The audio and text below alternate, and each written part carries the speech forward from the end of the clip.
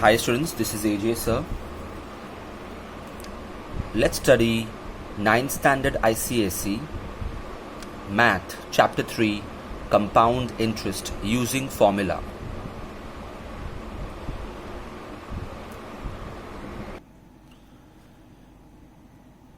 When we put some money in the bank as a deposit, we get interest on it. If it is calculated as simple interest, we can use the formula SI is equal to PRT upon 100. But practically, banks offer compound interest. That means at the end of a certain time interval, say 3 months, 6 months or 1 year, whatever interest is accrued or accumulated will be added to the principal, and this new principal will be used to calculate future interest. The power of compounding makes compound interest more profitable for us compared to simple interest. In chapter 2, we learned how to calculate compound interest year after year or period after period. Now we shall study how to calculate it using a direct formula, which is final amount is equal to principal brackets 1 plus rate of interest, which is annually, upon 100 raised to the power of n number of years. This is used if the interest is compounded yearly. By the way, in banks it is compounded quarterly. But let's study how to calculate it on a yearly basis. After calculating the amount, it's easy to calculate the amount of compound interest. That is, how much compound interest was accrued, which would be A minus P. Now let's start with exercise 3A, question 4. What sum of money will amount to rupees 5,445 in 2 years at 10% per annum compound interest? So here the final amount is given and the initial principal is asked. So we use the formula as usual. We substitute all the given values of A, R and N. 0, 0 cut. Take out the LCM. We get 11 upon 10 in the brackets. I want P alone. So 10 square goes up here and 11 square goes down here. So the final answer for P is rupees 4,500. Next, let's read question 3.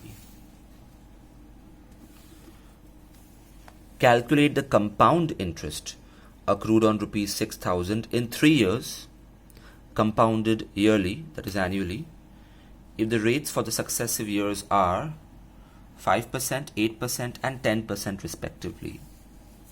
So the rates of interest are different for different years.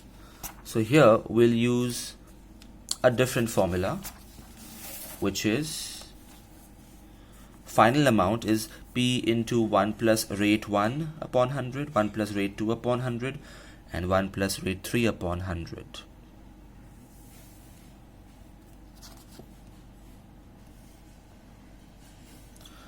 So in this formula, just substitute the values of P, R1, R2 and R3.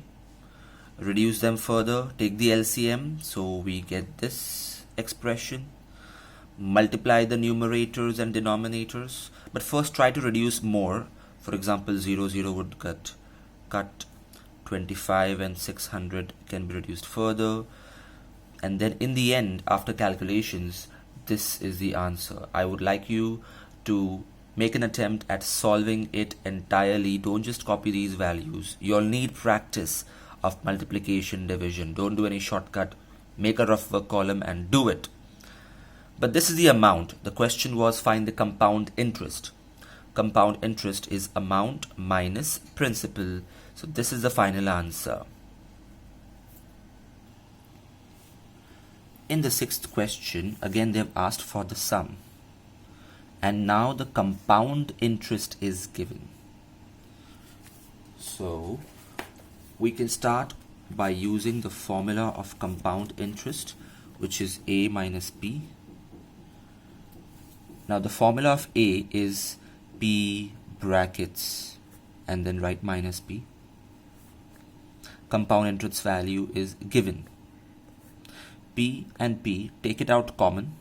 So what is left in the brackets is the bracket out here minus 1 is left here because P is taken out common.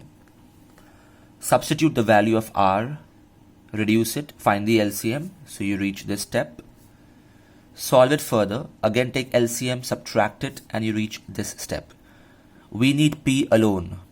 That means 1000 will go to the other side up and 331 will go down on the other side. So finally, after calculations, we get the value of P.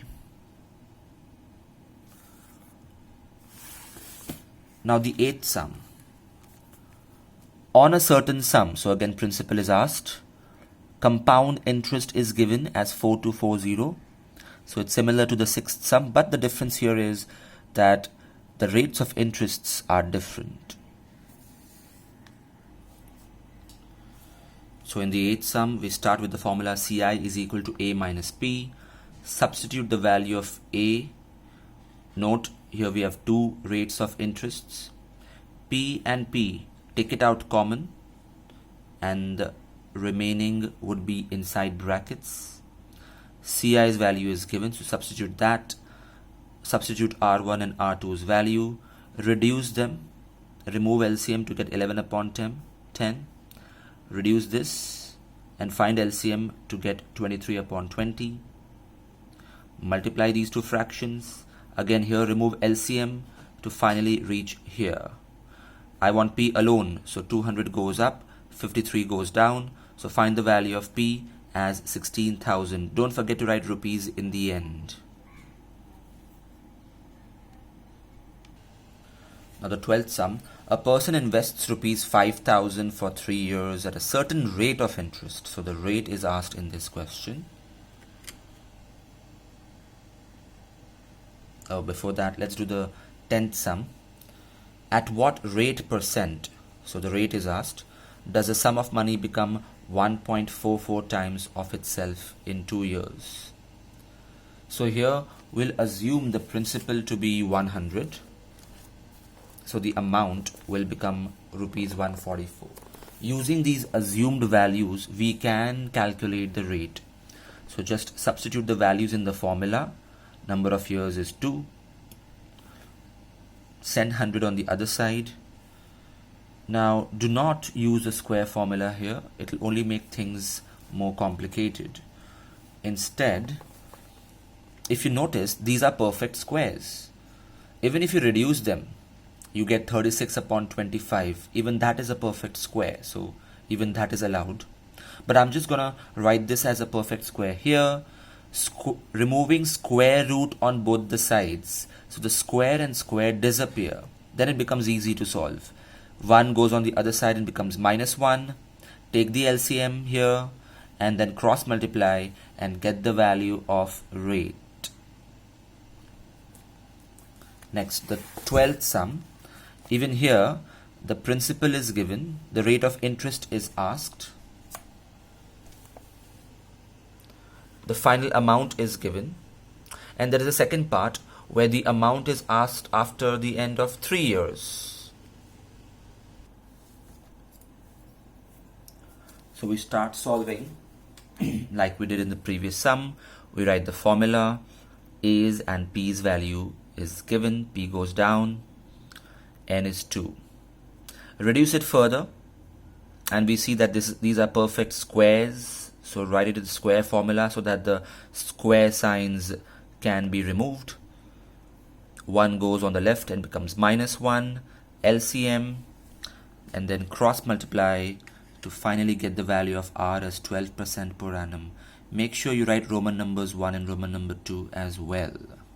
Now in Roman number 2, they want the final amount after 3 years.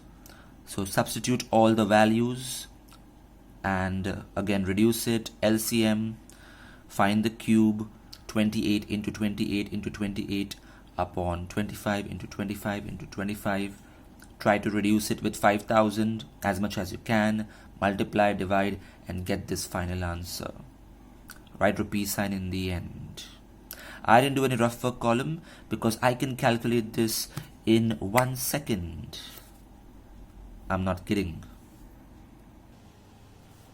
Now in the 14th sum, they have asked us to find the time in which 4,000, the principal, will produce this much as compound interest, and the rate is given. So here, let's just find the amount first of all by adding P and CI so that we can use the amount formula. Now we could have started with the CI formula directly, but the CI formula is more complicated where P has to be taken out common. So to simplify it, I'm using the amount formula. Substitute all the values that we know. The only thing missing is N. That's what we have to find. Interestingly, it's a power. Now this goes to the denominator. First, always remove the decimals.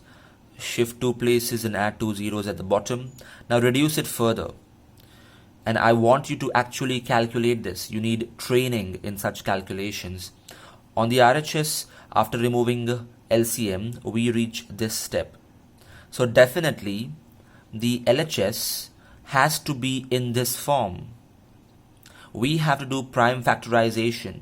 The numerators prime factors would be 3 into 3 into 3 into 7 into 7 into 7. So ultimately we can write it in this form, 21 upon 20 the whole cube. Because the fractions, that is the bases, are same on both the sides, by comparing we now know that n is equal to 3. So show the prime factorization in your calculations. And finally write the statement, the number of years is 3 years. Now in the 16th sum, the sum of 44,200 is divided between John and Smith. So we'll assume that John gets X rupees and Smith gets 44,200 minus X rupees. John is 12 years old and Smith was 14 years old at that time. And the splitting should be done in such a way that if their portions are invested at 10% per annum compound interest, they will receive equal amounts on reaching 16 years of age. So John is 12 years old, so for him the amount should be invested for 4 years, and Smith is 14 years old, so for him the amount should be invested for 2 years, so that both of them will reach 16 years of age before they can remove the amount if they want to.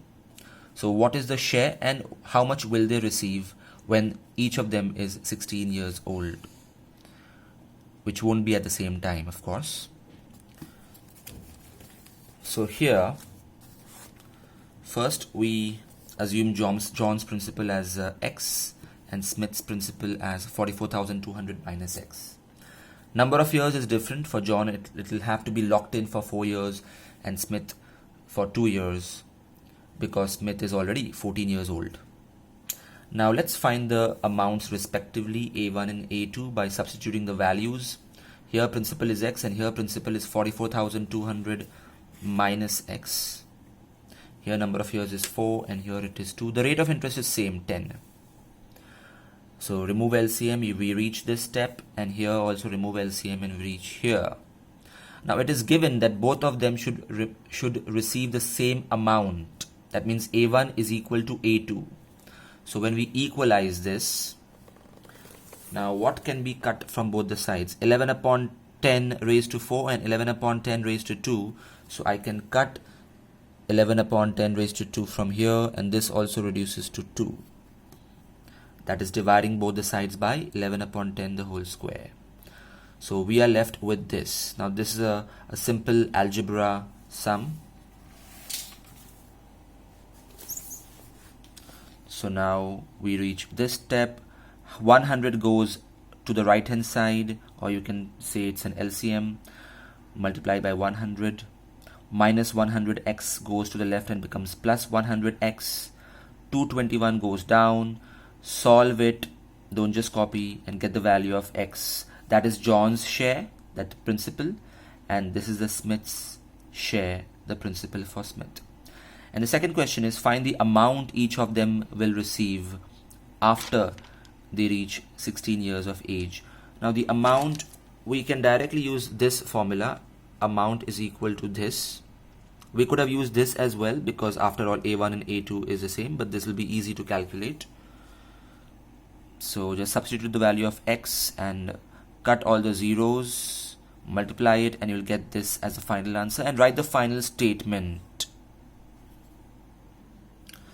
So students, mark this sum as IMP. So 16th sum, 14th, 8th and 12th. These four sums, mark it as IMP. Mark them as IMP. Now the 17th sum. Here the simple interest is given as 6,000 rupees. So from that we have to find the principal first of all. Then we have to find the amount at compound interest, and then calculate the compound interest for 3 years. So here, using the simple interest formula, which is PRT upon 100, we substitute all the values and find the value of P. That's straightforward. Then for Roman number 2, we have to find the amount at compound interest. So let's use that formula. Substitute all the values here, LCM to get this, cut all the zeros, that is 3 zeros, and calculate to get the amount. And Roman number 3, we have to find the compound interest, which will be the amount minus the principal, and we get this as the answer.